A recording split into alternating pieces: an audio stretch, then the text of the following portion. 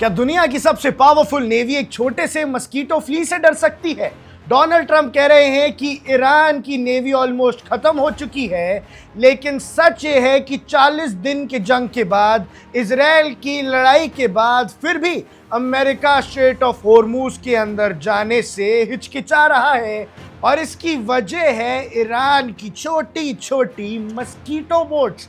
जी हाँ दर्शकों, मच्छर वाली बोट्स में ऐसा क्या खास है कि इसके सामने पूरी यूएस की नेवी को झुकना पड़ गया। पॉलिटिकल स्टेटमेंट्स अलग चीज होती है और ग्राउंड रियलिटी अलग। ये इन छोटे छोटे मच्छर वाली बोट्स ने आज समझा दिया है। स्ट्रेट ऑफ होर्मुज दुनिया की सबसे क्रिटिकल चोक पॉइंट बनता हुआ नजर आ रहा है और यहाँ कुछ भी हो सकता है।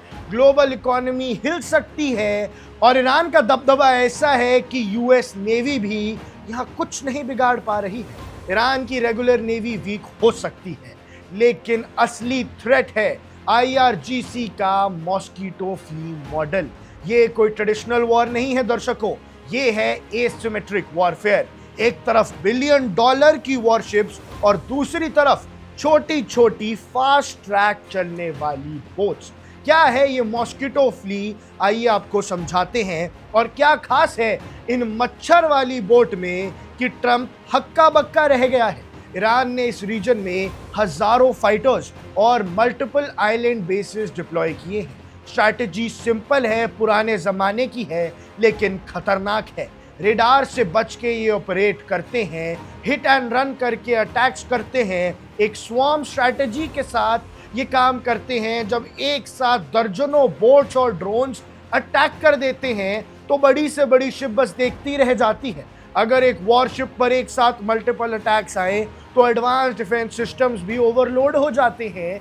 यानी दर्शकों, एक बड़ी मशीन, एक बड़ी शिप को आके ये छोटी छोटी बोट्स तंग करती हैं, सीधा गोलियां चला देती हैं, छोटे छोटे ड्रोन हमले कर देती हैं और भैया बड़ी वॉरशिप धरी की धरी रह जाती है। रिपोर्ट्स के मुताबिक कई शिप्स पर अटैक्स हो चुके हैं। अमेरिका के पास हेवी नेवल प्रेजेंस है, लेकिन वो स्ट्रेट के अंदर जाने की बजाय बाहर से चुपचाप मॉनिटरिंग कर रही है। कल भारत की 2 शिप्स पर भी हमला हुआ, बाकी कोई भी शिप अभी होर्मुज में सुरक्षित नहीं है। और इसके बावजूद ट्रंप अब कुछ नहीं कर पा रहा है और इसे कहते हैं स्ट्रैटेजिक हेजिटेशन, क्योंकि नैरो वाटर्स में बड़े वॉरशिप्स इजी टारगेट बन जाते हैं। छोटे छोटे गलियारे हैं, नैरो वाटर्स हैं, वहां पे ये बड़ी शिप्स कमजोरी बन जाते हैं और वहीं ये छोटी मच्छर जैसी बोट्स आके काम तमाम कर जाती हैं।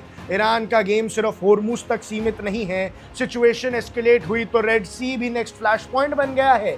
और दर्शकों, जब होर्मुज ही नहीं संभल रहा तो रेड सी कैसे संभलेगा? जब स्ट्रेट ऑफ होर्मुज नहीं संभला जा रहा तो बाब एल मैंडेब स्ट्रेट भी कैसे संभाल पाएंगे? और इसका मतलब जितनी आगे ये जंग चलेगी, ईरान ग्लोबल इकोनॉमी की गुद्दी को पकड़ के रखेगा ताकि ट्रंप झुका रहे।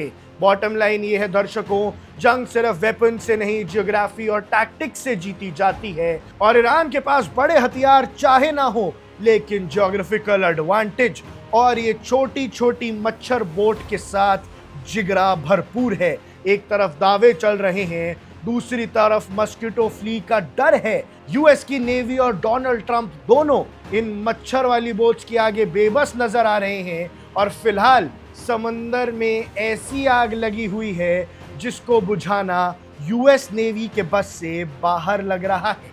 ऐसे में आपको क्या लगता है? आपकी क्या राय है? हमें कमेंट सेक्शन में जरूर बताइएगा। आप दिख रहे हैं वन इंडिया, मैं हूं आकुश Kaushik. Subscribe to One India and never miss an update. Download the One India app now.